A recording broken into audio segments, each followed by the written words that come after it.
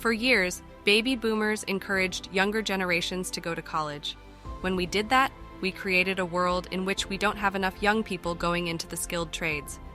We are now at the point where we need to engage young children, those entering the workforce, and even those already in the workforce to consider this career path in construction and infrastructure. We have to encourage them to build it and see the beauty and opportunity in it. In my opinion, it is a matter of national security.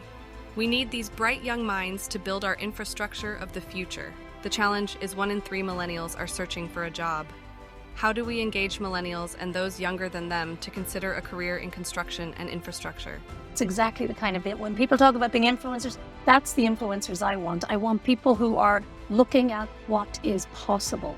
And that's what we have to do, is we have to break things down. You know, it's funny, in the engineering and infrastructure world, we were so used to speak that was a foreign language. You know, kids that show up to the door of the university are already slightly entitled. They're entitled to be allowed to make a decision to go to university. What we have to also look at is the ones who never see it as a possibility. When you talk about a diverse pipeline, I mean, education is the answer. Now, what's the question? Because the answer to having, you know, more people of color, more women, more everyone, that they, at a certain age, they stop thinking things are possible. And we have to show them that opportunity. And that's what, you know, what I would do is I would challenge every technology company out there to make this part of their purpose, because that's how we do it. We do it top down in that case. When we talked in the past about top down things, we do it top down in that case because we show them and we open the door for them. And then we encourage them to come in, because other people are doing that and they're taking their attention away and they're not focusing them in the right areas. Yeah. You made an interesting point about when we were curious, we looked at things. Remember those days when you took things apart and you wanted to see how it put it back together? We have to do that, whether you were playing with Legos or whatever it is and you built something. Isn't that what we're talking about, but in a different way? But you're using technology to help you imagine what that is. Is it the technology we have to show them? Is it Bentley Solutions that says you can imagine something you never thought of? So if it's going to a university and seeing that you can do it and it's not out of their reach, it's not out of the possibility, is it a new way of imagining again and seeing something that isn't out of the possibility?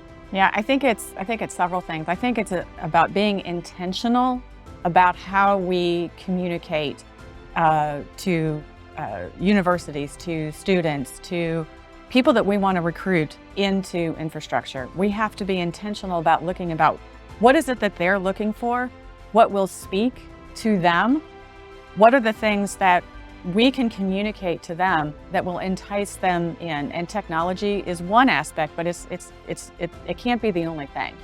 So it's really about having that intention of knowing who the audience is and what will resonate with them to say, you know what, that actually is aligned with what it is I want to do.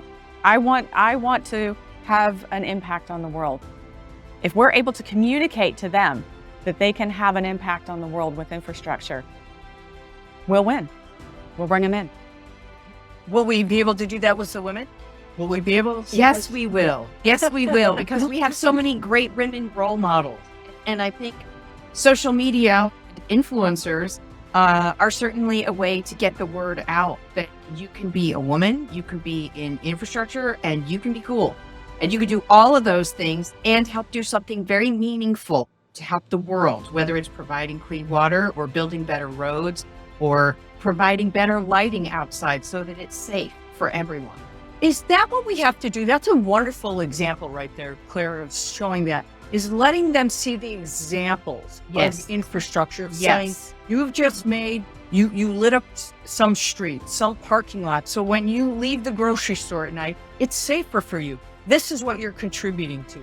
You made that road better to drive on, so you're not riding over a giant pothole. I mean, those simple things, or you made it easier to get from here to there. You know, when we think about new EVs, whatever it might be, it's now cleaner. Whatever that, what matters to you, are those the things that make someone say, that's what I did? Just like when you put up a building, I built that. You know, you can tell your children, I was a part of that. It's that feel good. Is that what we have to do? Yes, Well, 100%. yeah. And if I could just Yeah. say, I think sometimes some of us are lucky enough to live in neighborhoods where things are well lit and reasonably well paved, except for potholes in Chicago.